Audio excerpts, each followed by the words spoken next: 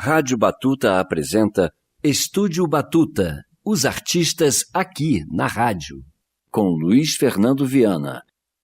Olá, amigos da Batuta, estamos aqui no estúdio com o Rogério Caetano. O Rogério nasceu em Goiânia, passou por Brasília, mas está no Rio há bom tempo. Ele completou 40 anos agora e aos 40 anos já é considerado um dos melhores violonistas do país, especialmente um violonista de 7 cordas, mais especialmente ainda um violonista de cordas de aço. Exatamente. E ele vai explicar um pouco, ele vai detalhar um pouco essa história. Antes de tudo, muito obrigado por você vir aqui ao Estúdio da Batuta. Um prazer estar aqui com você, Luiz, e é um prazer participar. É um prazer nosso, Rogério, porque o Instituto Moreira Salles, onde fica a Rádio Batuta, tem os acervos de Pixinguinha, Ernesto Nazaré, Chiquinha Gonzaga, então aqui a gente sempre tem uma atenção especial para a música instrumental, e o Rogério é um dos expoentes dessa música instrumental brasileira hoje, e especialmente a gente vai falar dos 7 cordas. Outro dia tinha uma reportagem no Globo dizendo que os 7 cordas é como se ele estivesse na moda. Na verdade, os 7 cordas tem um lugar central na música brasileira há várias décadas, mas ao que parece está num momento muito bem visto. Ao que parece na matéria, os luthiers têm recebido muito mais encomendas de violão de 7 do que de 6. Com certeza. Eu já começo perguntando a que você atribui esse momento de 7 cordas. Olha, eu acho que é um momento realmente muito especial, né? Porque parece que as pessoas descobriram ele agora, né? A maioria das pessoas quer tocar o violão de 7 cordas.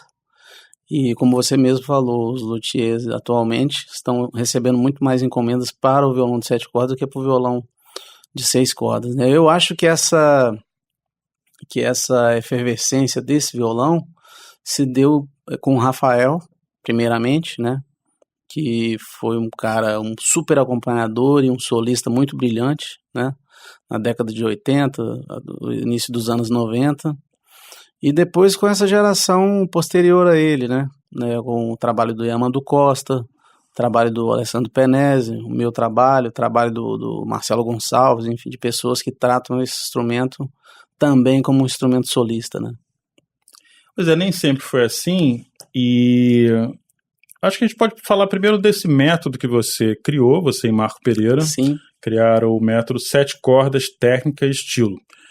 E um pouco do que consiste esse método, Rogério?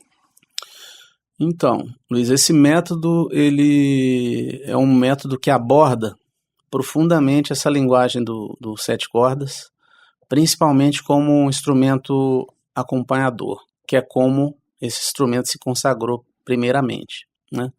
Então, eu e o Marco, a gente estabeleceu uma parceria, onde eu entrei com o meu conhecimento prático de vários anos, e ele entrou com a parte de organização de texto e toda a experiência acadêmica que ele tem também de vários anos, além do craque que ele é como violonista. Ele organizou todo o material, né, de uma forma didática. O cara que tem acesso ao método, ele tem uma evolução de um contexto musical para iniciantes até uma parte já de caras profissionais, né, com coisas mais substanciosas, mais densas, musicalmente falando. Então, primeiramente, a gente organizou um índice, né, e a gente traçou essa evolução para abranger as pessoas que têm acesso a essa informação, a essa linguagem, né, para que o método encurte essa distância para quem tem interesse, ele sirva como uma ponte para quem tem interesse de entender como é que funciona essa linguagem, porque essa linguagem é uma forma de se pensar música, né? Não é só tocar, é um jeito de pensar a harmonia e um jeito de executar o contraponto. E esse método é encontrável na internet? Esse método é só entrar em contato pelo site da Borandar, que está distribuindo o método agora, que é www.borandar.com.br. A gente vai falar muito de 7 cordas, falar especialmente do disco Rogério Caetano Convida, ao vivo no Rio, lançado em 2017.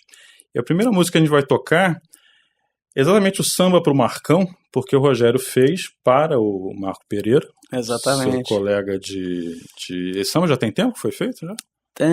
Deve ter aí mais ou menos a época que a gente fez o método. Acho que essa música é de 2012, por aí, 2013, por aí.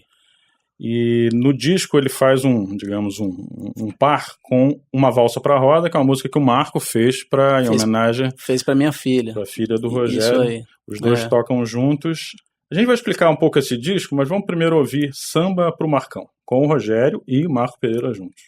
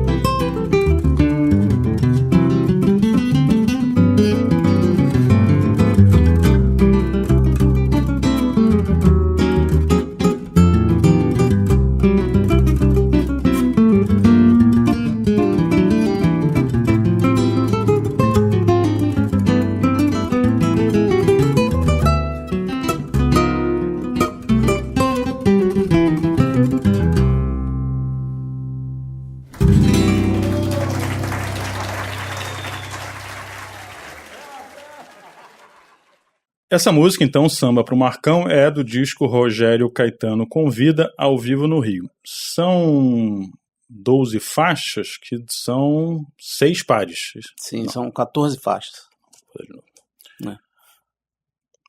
São 14 faixas divididas em 7 pares. Isso, exatamente. A matemática não é o meu forte. Não é por acaso, 7 pares, 7 cordas, mas enfim, vamos fingir que não é por acaso isso, né? Foi. Tudo bem. E começa com Choro Bagual, que é uma música do Rogério. Foi tocada com o Yamandu, mas é também para o Yamandu, de alguma forma? Essa música, ela foi composta para o nosso duo, né? A gente tem um duo, eu e o Yamandu. Aliás, esse ano completam-se 20 anos do nosso primeiro show juntos. Nossa, tudo isso. Você tinha 20 e o Yamandu tinha menos, né? Tinha 20 e o Yamandu tinha 18, né? Ele é 2 anos mais novo que eu. E foi no extinto Vou Vivendo, em São Paulo, em 1998, janeiro de 98. Né? Então, eu e o Yamandu, a gente gravou um disco, né, em duo, e essa música foi composta especialmente para esse disco. Né? Então tem tudo a ver com ele. Tá. Porque a gente estava falando... O Rogério estava falando de Dino, de Rafael, de Yamandu um pouco. Eu vou então fazer um pouco... Vou começar pela ordem. O Dino, no caso do violão de cordas de aço, é o personagem, o protagonista dessa história do violão de cordas de aço. Qual é a importância do Dino nessa história? Sim, o Dino foi o cara que estabeleceu, né, de forma definitiva essa linguagem dos 7 cordas de aço na música brasileira. Né? Ele absorveu muitas ideias do Pixinguinha, né, que já fazia o contraponto no saxofone, e até no regional do Benedito Lacerda. Depois o Pixinguinha saiu e o Dino assumiu esse papel do instrumento contrapontista dentro do regional, né? Já com violão de 7 cordas de aço, acho que foi na década de 1900, foi tipo depois de 55, se não me engano, 56, por ali. E o Dino, a diferença do Dino pro pós-Dino é que o Dino realmente transformou o violão num instrumento de contraponto à melodia. Não apenas um instrumento que faz a condução de baixo, né, o baixo cantado, ou um instrumento que toca as obrigações de baixarias escritas na música, né, como, por exemplo, uma música do Pixinguinha, o Sofre Porque Queres, que tem aquelas baixarias de obrigação. Né? Então, o violão de 7 cordas na mão do Dino passou a ser realmente um instrumento de contraponto, de uma forma mais livre, né? E mais virtuosística também. Quer dizer, embora ele não fosse um solista, né? Embora ele não fosse solista, mas a forma do Dino tocar era muito vibrante, né? E era muito presente. Então, ele era realmente um virtuoso, né, do violão de 7 cordas. Dino, que é Orondino José da Silva, o centenário dele é agora em 5 de maio de 2018. Exatamente. Então essa conversa, de certa forma, já é uma homenagem ao Dino. E a gente vai ouvir agora o Rogério tocando aqui no estúdio da Batuta a música que ele fez para esse centenário, chama-se Dino 100 anos. Ele vai mostrar pela primeira vez aqui no estúdio da Batuta.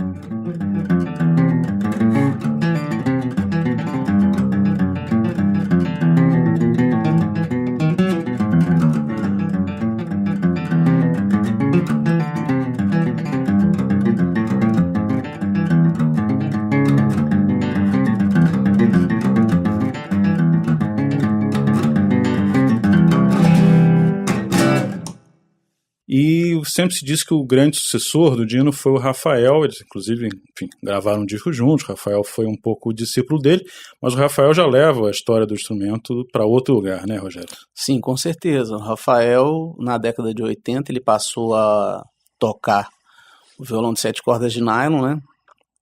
E ele estabeleceu os 7 cordas como um instrumento solista, né?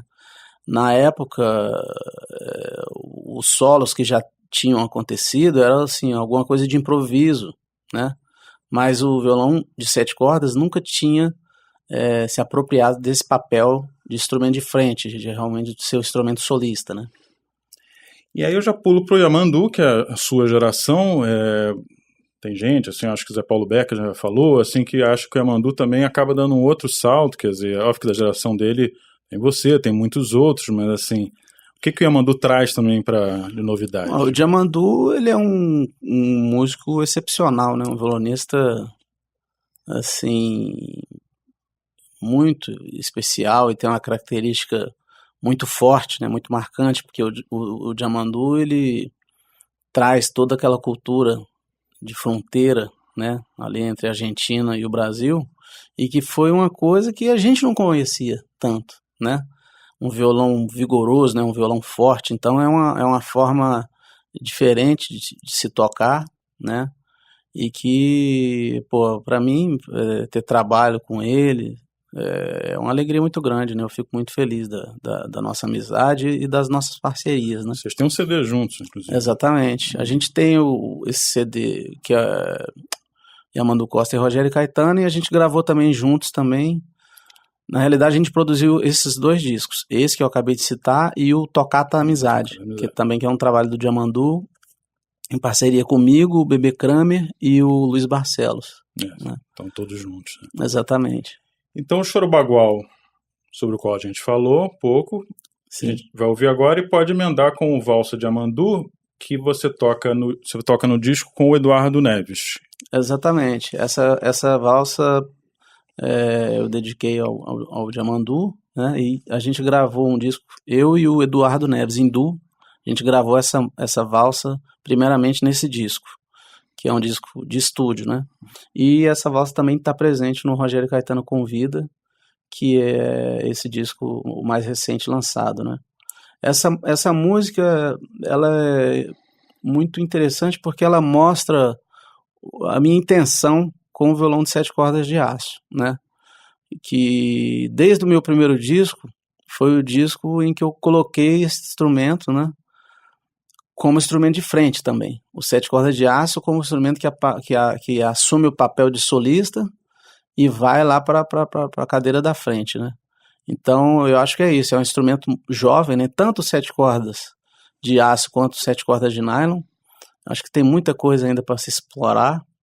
E, atualmente, eu tenho me dedicado a criar essa literatura para esse instrumento, 7 cordas de aço, como instrumento solista, principalmente.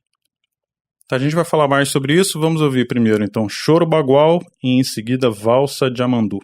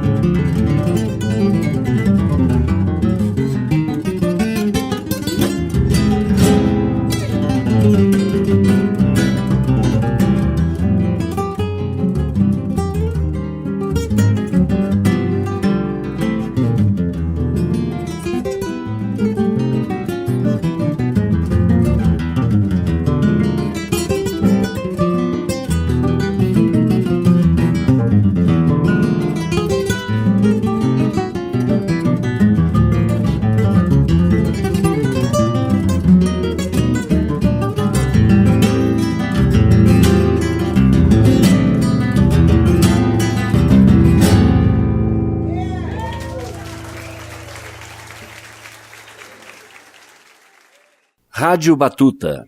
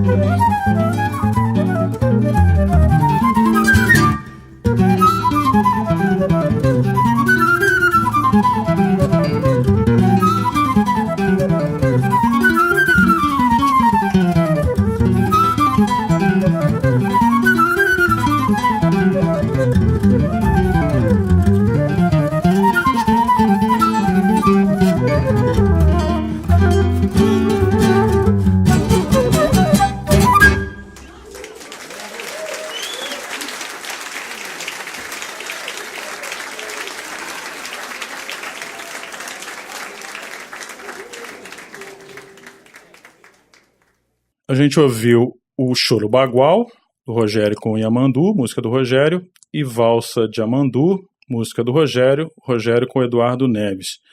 E o Rogério estava falando antes dessa busca por aumentar o conhecimento, a literatura sobre os sete cordas e a presença, o protagonismo do violão de sete cordas. E ele e o Yamandu fizeram uma série para a TV chamada Sete Vidas em Sete Cordas, né? Foi exibida no Canal Brasil, na TV Cultura. E o que um pouco vocês descobriram nessas, inclusive viagens, né? O Yamandu foi para a Rússia. Sim, o Yamandu foi para a Rússia. Lá ele descobriu realmente que vamos dizer assim, a fonte que a gente acredita mais do surgimento dos sete cordas no Brasil é realmente dele ter vindo da Rússia. E uma coisa que eu percebi, Luiz, muito forte assim nos instrumentos, quando eu assisti os vídeos, era uma semelhança dos instrumentos russos com os instrumentos brasileiros mais antigos, né? Principalmente os instrumentos da marca do Souto, que era o instrumento que o Dino utilizava, né? As cabeças no mesmo formato, né? Então eu acredito que algum luthier brasileiro deve ter visto algum russo com um violão desse aqui, com essa corda a mais, deve ter copiado de alguma forma a estrutura, né? São instrumentos que têm um bojo mais largo, assim como o sete cordas de aço também. Então, e a cabeça é idêntica, assim, parece demais. E uma coisa que me chamou muito a atenção também é o seguinte, porque hoje em dia o violão de sete cordas tradicional, ele tem as 4 caveiras de um lado e tem as 3 do outro lado. Só que as 3 da parte de baixo, elas se encontram com essas 3 que são as cordas mais graves, né? Fica sobrando uma corda ali. E os violões russos não. Ele tem as 4 cordas de um lado, as 3 tarraxas de um lado, e as outras 3 trançam com essas cordas. Assim como o primeiro violão do Dino. Mas que depois ele... Que era um do Souto. Mas que depois deixou de ser assim os violões dele? Deixou de ser assim. O primeiro era assim. Mas o primeiro violão dele mais antigo, que é o violão que o Dino, né, gravou toda essa história fonográfica maravilhosa que ele tem, é com esse violão. Isso altera muito a sonoridade, você acha? Acho que não, mas é uma coisa que mostra mais uma vez uma origem, né? O Rogério falou da carreira fonográfica, o Dino acompanhou centenas de gravações de sambas, de choros. Foi talvez o violonista de estúdio mais... Ele e o Zé Menezes, né? Que mais tocou. Que mais atuaram, né? Acho que sim. Porque o Dino, eu lembro... Eu tenho lá em casa coisas, né, que eu anotava, tirava os discos, tirava as gravações e anotava, né? Então eu tenho coisas lá, gravações que eu descobri do Dino desde 37. Aquele Amélia com Ataúfo Alves, já é ele, Amélia, né? Já é ele, até o Jacó do Bandolim. Jacó já é o Jacó. Fazendo centro com cavaquinho, Jacó toca cavaquinho, né? E o Dino atuou até 2006, então é uma carreira muito, muito grande, né? Mas já que você tocou no assunto, em Goiânia, como é que chegou a... Sua família era musical? Pois musical? Meus avós eram músicos, né? Meu avô, por parte de mãe, ele tocava pé de bode, aquela sanfona de 8 baixos, né? A família da minha mãe é do Piauí, piauiense, nordestina. E a família do meu pai é de Goiás, Goiás Velho, ali, Moçambiques, aquela região ali. E meu avô era catireiro e tocava viola, caipira. Então, meus pais, apesar de não serem músicos, a música sempre teve muito lá em casa, né? Muito disco, sempre ouvindo muita música. E minha mãe, ela era apaixonada pelo samba, carioca especialmente, né? Ela era fã, assim, da Clara Nunes, Alcione, Bete Carvalho, Roberto Ribeiro, João Nogueira, era o que rolava lá em casa sempre. E meu pai também era muito fã de choro. Então ele tinha muitos discos do Valdir Azevedo, discos do Jacó do Bandolim. Então eu tive acesso a essa cultura desde muito criança. E aí comecei a tirar as coisas de ouvido e começou dessa forma. Mas o 7 cordas entrou quando? Pois o meu primeiro instrumento, eu comecei a tirar as coisas no violão, mas o violão ficava muito grande para mim. Eu tinha 6 anos de idade, era muito criança. E aí meu pai falou, vou te dar um violãozinho. Ele pegou e me deu um cavaquinho, que foi meu primeiro instrumento. Aí comecei a tirar umas coisas de cavaquinho solo, as coisas que cabiam no instrumento, né, principalmente do Valdir, do Jacó. E com 12 anos, aí eu passei para o violão de 7 cordas de aço. Quando eu me apaixonei de uma forma definitiva por esse instrumento, quando eu ouvi aquele disco da Elisete Cardoso, com o Zimbo Trio, e o Época de Ouro e o Jacó do Bandolim, ao vivo no João Caetano, que eu ouvi aquela sonoridade, né, do violão do Dino, ali deu um estalo, eu falei, é isso que eu quero em música. E aí caí dentro, comecei a tirar as coisas e comecei a tocar. Mas quer dizer, que você identificou o som do Dino ali no som da Época de Ouro? No som da Época de Ouro. E aí foi muito engraçado, porque como eu percebi ali, depois eu passei a perceber em todas as outras gravações que eu já ouvia desde criança, né? Aí comecei a tirar. Quando você ouvia o Dino, você anotava? Isso, e aí tirava tudo, imitava tudo igual. E aí depois descobri o Rafael Rabelo, fiz exatamente o mesmo processo, tirava tudo. Estudava e caí dentro, né? Inclusive foi para a universidade estudar isso. Né? Isso, aí eu fui estudar composição. Né, na época, até eu estudei junto com o Hamilton, o Hamilton se formou primeiro que eu, porque ele entrou primeiro, mas a gente chegou a fazer algumas matérias juntos. Né, a gente se formou na UNB em composição. E ali, quando eu tinha mais ou menos 16, 17 anos, eu já estava com a linguagem muito boa. Assim, do violão de 7 cordas, já conhecia bastante coisa, então eu já estava com a intimidade muito boa. Eu estava com a desenvoltura bacana, então...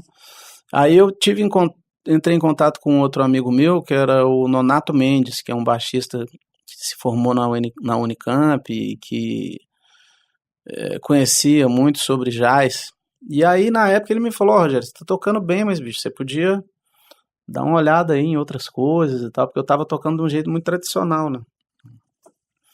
E aí eu tive acesso, através dele, a todo esse material escalar, né, da linguagem do jazz e comecei a estudar harmonia também com Alencar 7 cordas, que era um mestre lá de Brasília, muito craque também. E aí essas coisas foram andando juntas, né? A linguagem dos 7 cordas, que principalmente os que eu mais estudei, Dino, Rafael, Valdir e Walter, né? Junto com vários outros craques, mas esses foram os principais. E junto com o estudo de harmonia e essas escalas novas do jazz.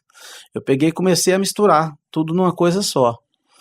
E aí comecei a compor músicas especialmente para serem tocadas no 7 cordas de aço, né? E aí foi misturando tudo, condensando numa coisa só, foi surgindo a minha forma de tocar e de pensar a música. Tá, mas lá em Goiânia, Brasil, já tinha o instrumento de cordas de aço? Já tinha um 7 cordas de aço. Meu primeiro 7 cordas de aço foi um Del Vecchio, né? Eu lembro que é um instrumento antigo. Depois meu pai me deu um do Souto, que foi meu primeiro 7 cordas, porque esse outro era emprestado, não era meu. E aí depois me mudei para Brasília definitivamente, né? E comecei a atuar muito lá no Clube do Choro, acompanhando todos os artistas que iam para lá. E lá eu aprendi muito, né? Porque tive a oportunidade de acompanhar Dominguinhos, Sivuca, Hermeto, Carlos Poiares, Altamiro Carrilho, nossa, uma série de gente, Paulo Moura, então Armandinho Macedo. Aí lá para mim foi realmente uma escola assim, fundamental na minha carreira. Já que falamos de Brasília, então, como você já disse, Rogério conheceu Hamilton de Holanda em Brasília, fez um trio com Hamilton de Holanda e Daniel Santiago, que é um grande violonista, guitarrista, Daniel é craque. Está em São Paulo. Então a gente pode ouvir desse disco, o Rogério Caetano convida ao vivo no Rio, tem 2 músicas tocadas com Hamilton, o Capricho de Lupers, que é uma composição do Hamilton, e o Criançada Reunida, que é uma composição do Rogério, que os dois tocam juntos. Vamos ouvir Criançada Reunida.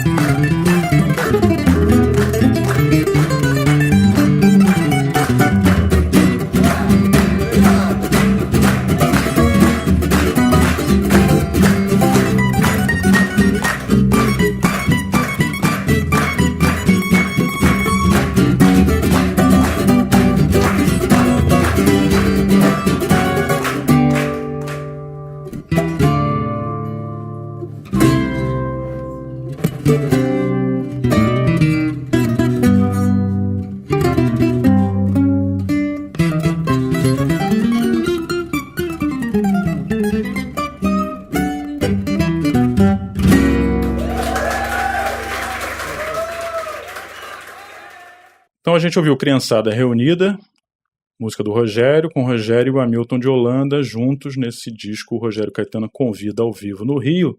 Aliás, que é um disco gravado no estúdio Ecossom. É bom o Rogério até aproveitar e explicar pra gente esse projeto dentro do estúdio. Exatamente. Isso aí começou em 2015. Na realidade, o Ecossom, além de ser um estúdio de gravação, né, de discos, de DVDs e tal, é uma loja de música também. E aí lá embaixo, eles fizeram uma reforma e montaram um palco no fundo da loja. Em 2015, bem no início, eu estava procurando um lugar que eu pudesse ensaiar um trio. E na época eu não consegui realizar esses ensaios, né? O pessoal estava com a agenda enrolada e tal. Aí eu peguei, mas eu já tinha feito um compromisso com o Paulinho Carvalho, que é o proprietário do Ecossom, de tocar lá todas as sextas-feiras. Ele falou, não, pode vir. Eu falei, beleza. Aí eu falei, agora eu vou ter que convidar alguém. Aí o primeiro convidado foi o Gabriel Grossi. Gaitista. Né? Isso foram 3 anos atrás, né? Inclusive hoje foi exatamente no dia de hoje, 3 anos atrás. Eu até vi uma lembrança do Facebook hoje que mostra essa foto nossa desse dia. Então foi bem no início de março de 2015. E aí a partir do Gabriel, toda semana eu convidei uma pessoa para tocar, para dividir lá o palco comigo. E aí começou. E aí o projeto começou, às vezes estava vazio e tal, e depois começou a aumentar o público. Começou a ficar sempre cheio, né? Até a gente atingir a lotação máxima lá de baixo, na parte de baixo. E aí em 2016, já com o projeto já com o público formado, a gente passou para a parte de cima, que era maior, cabia mais gente, e tinha uma capacidade de captação de som melhor, né? Para gravar era melhor. Então, em 2015, tiveram 2 duplas que foram, né, gravadas em 2015, que foi o Hamilton, que foi gravado em dezembro, e o Eduardo, acho que foi gravado em agosto de 2015. E todos os outros foram gravados em 2016, né? Aí o primeiro que foi gravado em 2016 foi o de Amandu. Aí eu fui lá no estúdio, porque eu nunca tive a pretensão de gravar um disco ao vivo. Isso aconteceu naturalmente. Aí um dia eu fui lá para ouvir as faixas e tava tudo assim, eu adorei o som, né? Porque lá é um estúdio também. Uhum. Então eu gostei, todo mundo tocando bem, eu gostei assim da vibe, né? A participação do público, tava quente assim a música, né? Eu falei, poxa, eu tô com um disco aqui praticamente na mão, se eu pegar 2 faixas com cada um, né? E ainda tinha o restante do ano inteiro. Só agosto é que não teve, porque tinha a Olimpíada, né? Uhum. Então a gente achou melhor não fazer. Mas aí tinha o Cristóvão, que seria em setembro, o Zé da Velha e o Silvério em outubro, o Marco Pereira em novembro e o Bebê Kramer em dezembro. Aí eu falei, não, vamos gravar todos esses outros aí, a gente pega mais 2 músicas de cada um e aí vamos fazer o disco. Mas foi assim de um jeito bem natural. Todos esses nomes que o Rogério falou estão no disco. Eu tô falando do Ecossom, não tem merchandising nisso, é porque é tão raro um estúdio abrir essa possibilidade de fazer um projeto desse tipo, e o projeto ainda vira um bom disco, que eu acho que é altamente louvável, né? Não, claro, com certeza. E além disso, o Rogério com o Ecossom estão envolvidos em outro projeto que é o Fique à Vontade. Você pode explicar um pouquinho? Exatamente, o Fique à Vontade aí já é um projeto de imagens, né, de vídeos, onde eu convido amigos para participarem comigo, né, cantores e músicos, né? Então é tudo feito ali na hora, ao vivo mesmo, como a gente está aqui, senta um em frente do outro, valendo, e o projeto chama-se Fique à Vontade porque eu deixo os cantores, eu peço para eles escolherem as músicas, né? Então eles escolhem e aí a gente chega lá no dia e faz, né? Eu preparo um arranjo, tal, claro, mas é tudo feito na hora, né? Eu já vi o Zeca Pagodinho com Paulão, 7 cordas, cantando Rosa. Exatamente. E Roberta Sai pretende sair para um samba, que é um samba do Gilberto Gismonte. Exatamente, que o João Nogueira gravou no versão primeiro, linda, né? O primeiro disco do João Nogueira. Exatamente. O próximo a sair agora vai ser o Moacir Luiz, né? É o único que a gente fez assim de duo, né? Que o Mo já toca violão. Na época eu queria até gravar que fosse eu, o Mo e o Carlinhos 7 cordas, mas o Carlinhos não pôde, ele estava viajando. Aí foi só eu e o Mo mesmo. Já que a gente mudou um pouco o rumo dessa prosa, eu queria que você falasse de improvisação, porque ali no Fica à Vontade, como aqui um pouco nesse disco, quer dizer, tem muita improvisação, né? Não tem ensaio preparado. Não tem. Esse disco a gente se encontrava lá no dia, passa o som e ataca, né? Então, uma das coisas que eu fiquei muito feliz nesse disco é porque a música feita na hora, né, Luiz? Às vezes tem momentos assim que acontecem que não vão se repetir nunca mais, né? Então, ter a possibilidade de gravar isso e de registrar não só a parte musical, mas também a reação do público, para mim foi o que me deixou mais feliz, assim, né? É legal ouvir no disco como é que o público vibra em alguns momentos. Né? Exatamente. Isso é um dos charmes do CD. Eu vou tocar uma música do CD, que é um especial, eu até botei na nossa programação de 24 horas da Batuta, tem o Ingênuo, que é Rogério com Zé da Velha e Silvério Ponte, que é um clássico do Pixinguinha, e que eu acho uma gravação muito bonita. Eu não sei, eu acho que você, como muitos, deve achar o Ingênuo uma das obras com certeza. Né? Eu fiz questão de ter uma música do Pixinguinha, porque o ano passado, em 2017, foi o centenário, 120 anos, né, dele, né, uma data muito importante, né. Então, o Ingênuo, na minha opinião, é um dos choros mais lindos, assim, que existem, né. Eu acho que o Ingênuo ali, do lado de Vibrações ali do Jacó, são os dois choros, assim, que eu sou apaixonado, né. Claro que tem vários outros, mas esses dois aí, especialmente, são muito lindos. Ainda tocou com o Zé da Velha, que conheceu o Pixinguinha. Exatamente, o Zé e o Silvério são dois amigos e super craques, né? A gente tá com um projeto muito legal agora também, que é o Choro na Rua. Eu ia te perguntar, pode falar. Choro na Rua, na realidade, é um coletivo, né, de músicos, que o Silvério teve essa ideia, poxa, a gente tem que dar um jeito de tocar choro mais perto das pessoas, como é que a gente vai fazer isso e tal? E aí ele teve a ideia, no lançamento da biografia deles, da gente fazer uma roda no meio da rua, e pegou. E tá um sucesso total. Assim, a primeira vez que aconteceu foi em dezembro de 2017. E aí... Não, 2016. Aí, 2017, passou a acontecer em Niterói e na Tijuca. Então acontece ali 2 vezes por mês, 1 vez por mês, mas tá rolando sempre. E é muito legal, assim, Luiz, ver, fica sempre muito cheio. E a turma adora, assim, o pessoal fica em volta, o pessoal vibra com a música, é alto astral mesmo, assim, a roda de choro no meio da rua e as pessoas curtindo ali a música. É muito legal. Maravilha. Então vamos ouvir esse Ingênuo especial, Pixinguinha, com Rogério Caetano, Zé da Velha e Silvério Ponte.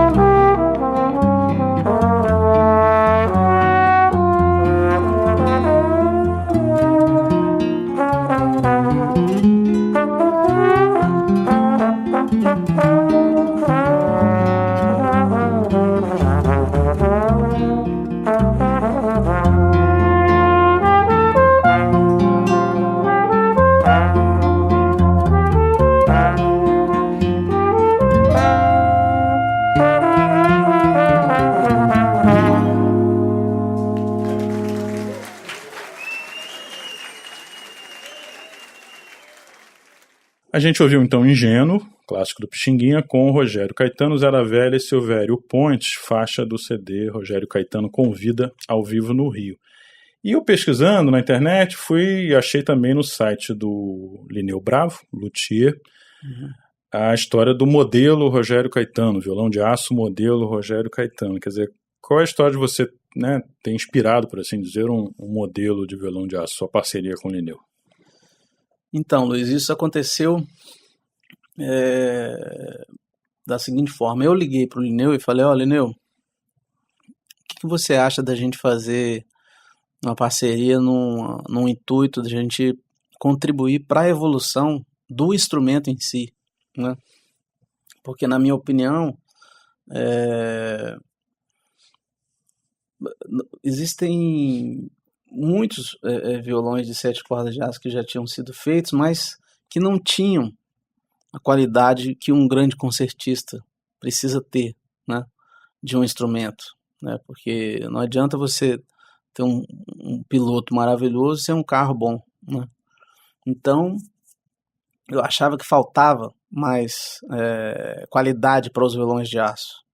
E aí, eu peguei, liguei para o Lineu e falei, Lineu, vamos fazer essa parceria aí que eu posso te ajudar com alguns toques, com algumas coisas que eu descobri. Enfim, aí a gente criou esse modelo, um modelo que a gente descobriu que o violão tem um tamanho maior, né? E o violão de 7 cordas de aço, ele tem essa particularidade, né? Ele realmente é maior, ele leva mais madeira, é um instrumento mais, vamos dizer assim, um pouco mais bruto, né? Porque as cordas de aço são muito mais tensas, então tem que ser um instrumento que seja mais parrudo mesmo, que seja mais forte e que aguente essa tensão. Um instrumento mais tenso para se tocar também. Então, é um instrumento organicamente diferente. E aí a gente passou a fazer uns testes, né, com essa medida e com algumas combinações de madeira, e aí a gente descobriu umas tarraxas boas também para que a afinação ficasse melhor, né, para que a tocabilidade ficasse melhor, o timbre do violão melhorasse. Então, essa parceria foi estabelecida com esse intuito de contribuir para a evolução do instrumento em si, para que o instrumento em si melhore.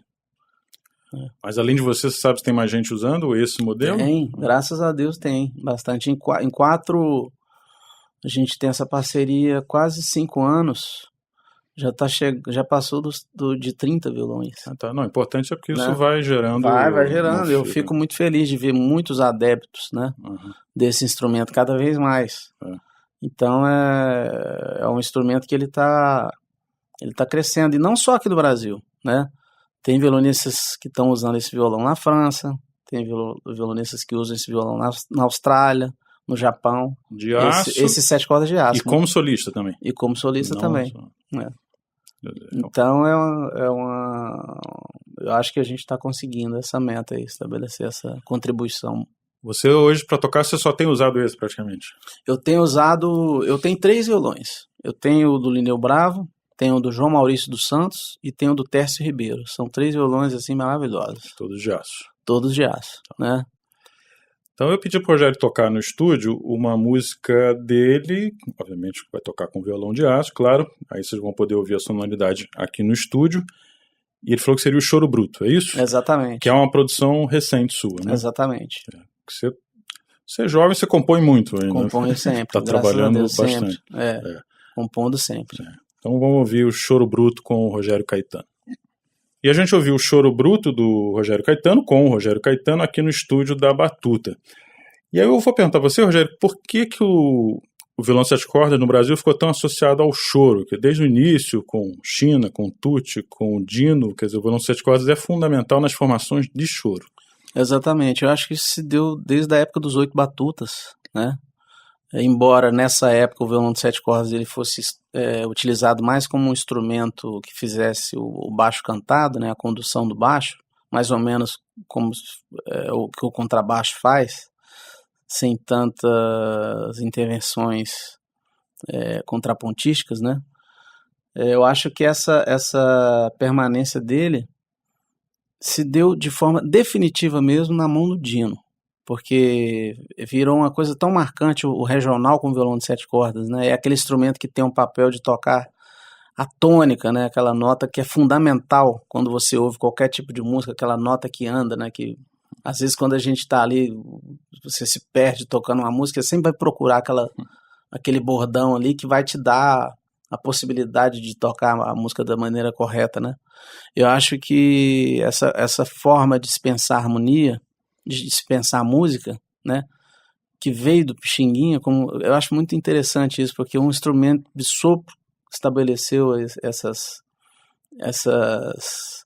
primeiros passos, né, que o Dino absorveu e cristalizou de uma forma definitiva, né, e que se tornou uma linguagem que ainda está em constante evolução, né, tanto como a gente já falou aqui, um instrumento de contraponto, de fazer o acompanhamento, ou um instrumento solista, ou um instrumento de improvisação. Tem várias possibilidades. De arranjos, enfim, é um instrumento muito rico e é um instrumento muito novo, né? Tem um século, menos do que isso. Né? Acho que tem menos de um século. Tá, é um menino ainda. Com certeza, ainda vai ter muito o que dizer. É. E uma coisa que eu acho importante, Luiz, é que o 7 cordas, ele teve um disco muito importante na música brasileira, que eu acho que aí deu aquela martelada definitiva, né, nessa linguagem dos 7 cordas como instrumento fundamental dentro do regional, que é o Vibrações do Jacó. Eu acho que esse disco aí, ali é uma aula do que é a função dos 7 cordas dentro de um grupo regional. Com o Dino. Com o Dino.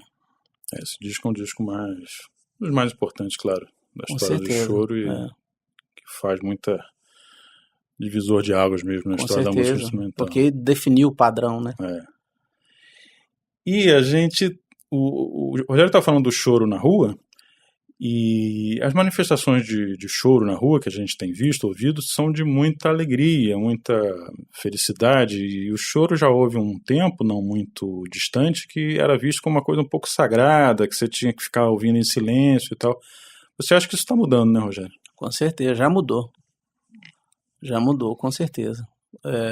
Nesses shows que a gente faz na rua, a alegria das pessoas é uma coisa tão evidente assim, elas ficam... E sempre com muito respeito, né? Elas estão ouvindo ali, mas estão se divertindo. Eu acho que o choro é a música para ouvir, para dançar e para aplaudirem, né? Acho que uma coisa não impede a outra. E tanto que se você vê esses vídeos antigos aí dos 8 batutas, né? Embora não tenha o som original ali, mas você vê que os caras estão praticamente uma festa, né? Então eu acho que o choro ele tem muita alegria e tem muita força, né? Popular. Eu acho que o choro na rua tem mostrado isso, né? E que é uma música que todo mundo gosta, basta as pessoas terem acesso. É isso aí. É choro, mas é para rir, sempre foi. Desde o início, desde os primórdios. Exatamente. E apropriadamente a gente vai encerrar o programa com uma música do Rogério chamada Forró das Palmas, que no disco que ele está lançando agora, Rogério Caetano Convida ao Vivo no Rio, é tocada com o Cristóvão Bastos ao piano. Exatamente. E vocês vão ouvir pelo clima da plateia lá na gravação como ficou animada, né? Porque é uma música, obviamente, para cima, e também não por acaso encerra o CD, né? Isso aí.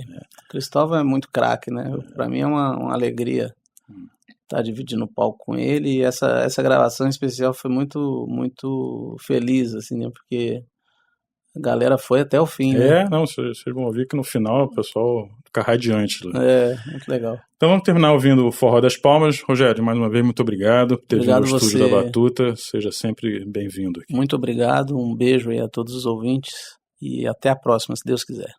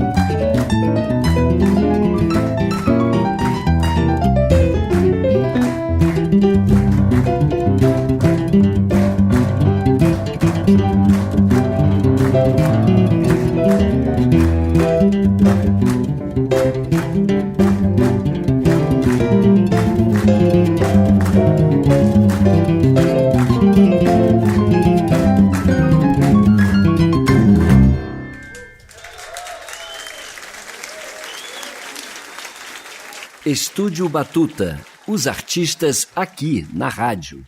Apresentação: Luiz Fernando Viana. Edição: Felipe de Castro. Rádio Batuta, a rádio de internet do Instituto Moreira Salles.